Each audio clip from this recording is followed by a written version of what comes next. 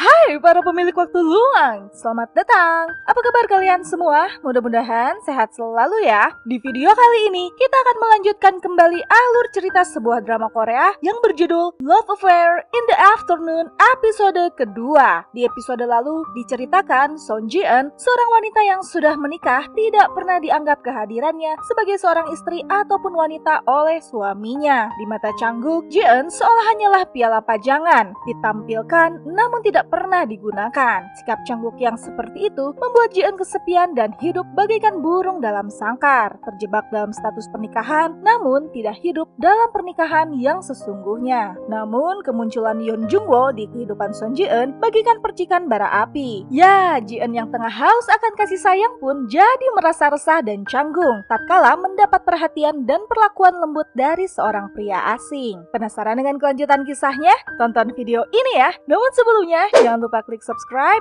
like, komen, dan nyalakan notifikasi loncengnya ya, supaya bisa dapat update drakor dan film dari channel ini. Dan buat yang sudah subscribe channel ini, terima kasih banyak ya. Dukungan kalian menjadi semangat bagi kami untuk mengembangkan channel ini. Langsung aja kita bahas drakornya, check it out.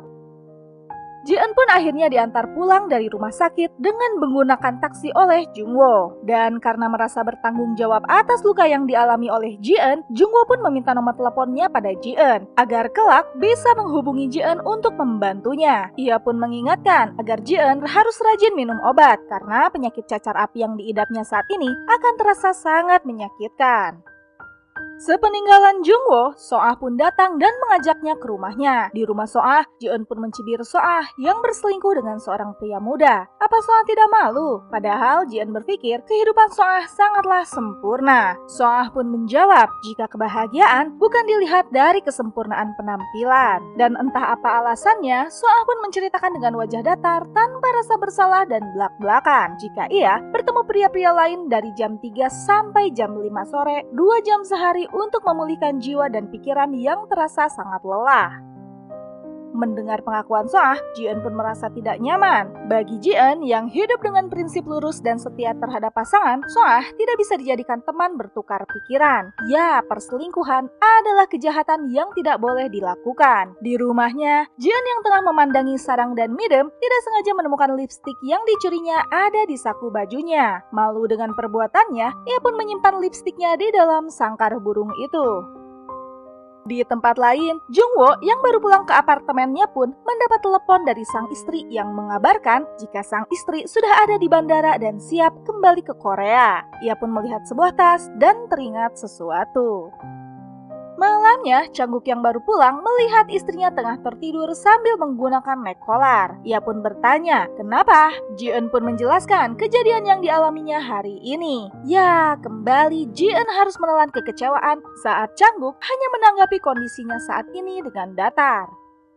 Saat tengah makan, Changguk pun kembali membicarakan tentang kesehatan para burung tanpa memperdulikan betapa lelah dan sakitnya Ji-eun saat ini. Benar saja, sakitnya Ji-eun pun kumat. Ia pun jadi teringat betapa perhatiannya Jungwo ketimbang respon suaminya yang datar-datar aja, dan malah lebih memperhatikan burung-burung ketimbang istrinya sendiri. Ji-eun pun menangis di kamar mandi. Ia tidak akan berharap banyak dari suaminya, namun bisakah sedikitnya Changguk mengucapkan kata-kata perhatian padanya?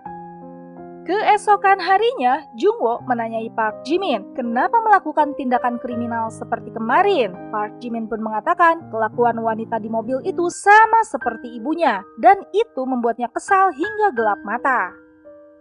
Ya, rupanya Park Jimin adalah seorang anak broken home. Orang tuanya bercerai karena ibunya berselingkuh, persis seperti yang dilakukan Soah.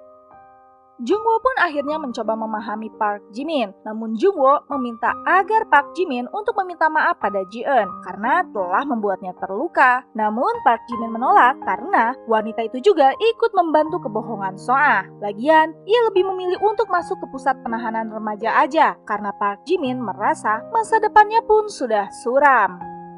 Sepeninggalan Park Jimin, Jungwo yang masih membawa sepatu milik Ji-eun memutuskan untuk memperbaikinya. Ya, Jungwo berniat untuk mengembalikan sepatu itu pada Ji-eun. Di apartemennya, Ji-eun dijenguk sang ibu mertua. Namun tiba-tiba saja, So-ah meneleponnya dan mengajak untuk ketemuan jam 3 sore. Saat hendak keluar, Ji-eun pun melihat sepatu kuning pemberian Jungwoo. Ia pun membawa sepatu itu dan berniat untuk membuangnya. Namun, ia membatalkannya saat tiba-tiba saja So-ah menghampirinya. Ji-eun yang merasa tidak nyaman dengan keberadaan So-ah pun lantas buru-buru pergi. Di swalayan, Ji-eun yang tengah bekerja pun mendapat SMS dari Jung-oh yang menanyakan tentang kesehatannya serta niatnya untuk mengembalikan sepatu rusaknya. Ji-eun pun membalas agar sepatu itu dibuang saja karena ya sudah rusak. Namun Jung-oh mengatakan jika ia sudah memperbaikinya. Ya, kondisi Ji-eun yang belum pulih benar membuat ia berhalusinasi. Dan dalam pikirannya, ia selalu melihat Jungwoo. Ia pun merasa aneh, ada apa dengan dirinya ini? Salah seorang temannya pun lantas menyuruhnya untuk beristirahat saja. Saat sedang membuka lokernya, kembali ia melihat sepatu kuning pemberian Jungwoo serta membaca SMS-nya. Ia pun mulai merasa bimbang. Apakah ia harus memutuskan komunikasi dengan Jungwoo atau membiarkannya saja? Ji-eun yang sudah membaik pun lantas kembali melanjutkan pekerjaannya. Namun tiba-tiba saja ia bertemu dengan So-ah yang langsung memberikannya sebuah kartu hotel. Ya, So-ah hendak mengajak Ji-eun bertemu di hotel itu. Ji-eun yang merasa nggak enakan pun akhirnya menemui So-ah di lobi hotel. Dan tanpa basa-basi, So-ah pun menanyakan pendapat Ji-eun tentang Jungwoo. Ya, melihat gerak-gerik Ji-eun terhadap Jungwoo, So-ah memastikan jika Ji-eun menyimpan rasa pada guru biologi itu.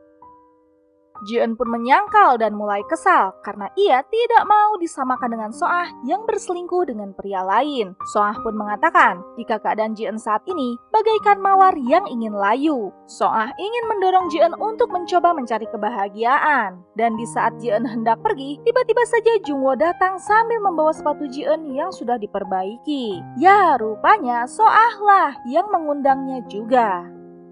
Kedatangan Jungwoo membuat Ji-eun kembali gugup dan sikap Ji-eun ini kembali mendapat perhatian dari So-ah. Di situ Jungwoo pun meminta persetujuan Ji-eun untuk tidak menuntut anak didiknya yaitu Park Ji-min. Sementara itu So-ah pun meminta Jungwoo untuk mau berkencan dengannya sebagai pembayaran ganti rugi mobilnya yang telah dirusak Park Ji-min. Mendengar permintaan So-ah, Jungwoo pun menolak dan langsung pergi meninggalkannya tanpa sempat mengembalikan sepatu milik Ji-eun.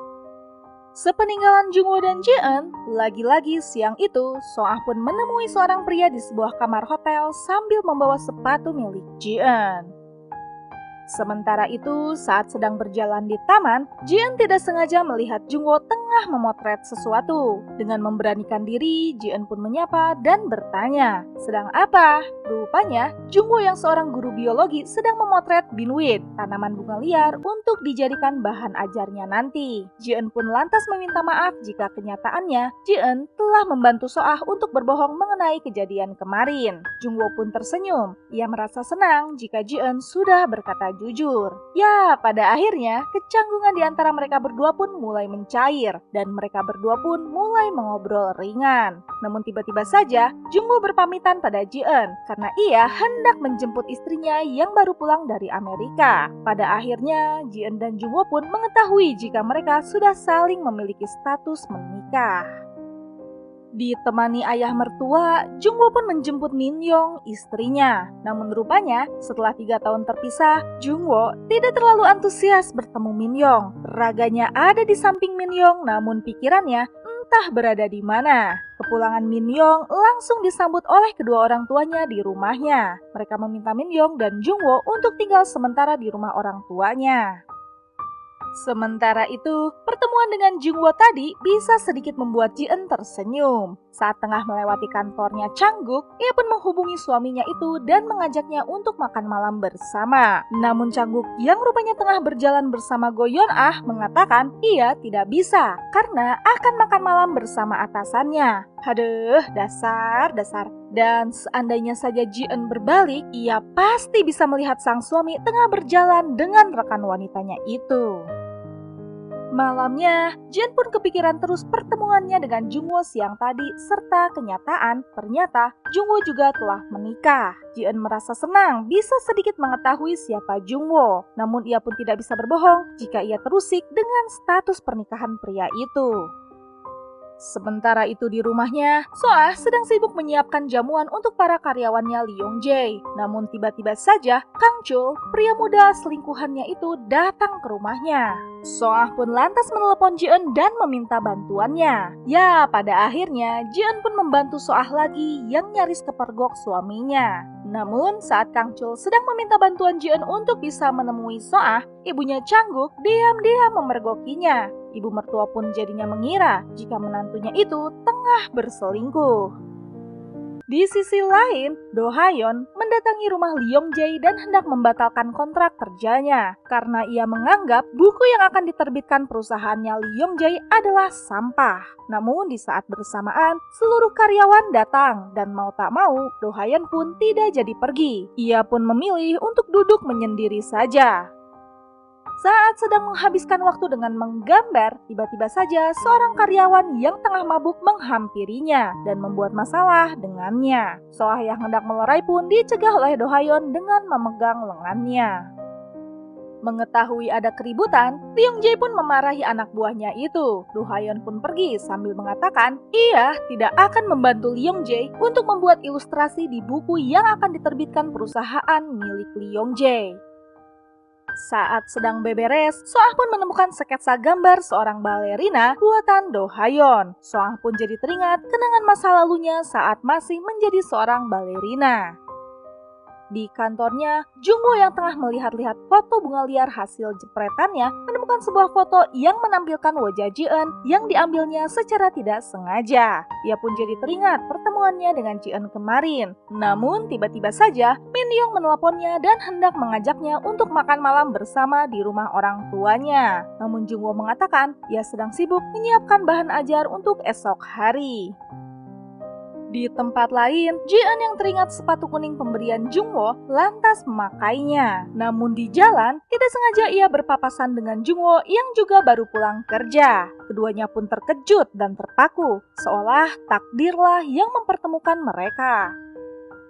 Melihat tali sepatu Ji-eun tidak terikat dengan benar, Jungwoo pun langsung berlutut dan memperbaikinya. Ya, hari itu banyak hati yang terguncang dengan kehadiran sosok lain di kehidupan mereka. Ji-eun dan Jungwoo, Soah dan Do Ha-yeon, serta kebersamaan terus-menerus antara Changguk dan Go Yeon-ah mulai membuat hati suami dari Ji-eun itu goyah. Dan episode kedua pun selesai. Gimana nih para pemilik waktu luang? Ternyata pernikahan bukanlah akhir dari kisah cinta ya, melainkan ada ujian lain yang lebih berat di dalam sebuah pernikahan, yaitu kesetiaan. Setiap rumah tangga memiliki ujiannya masing-masing dan di sini ujiannya adalah sosok orang ketiga. Penasaran dengan kelanjutan kisahnya? Nantikan episode ketiganya ya, dan terima kasih sudah menonton channel ini. Dadah!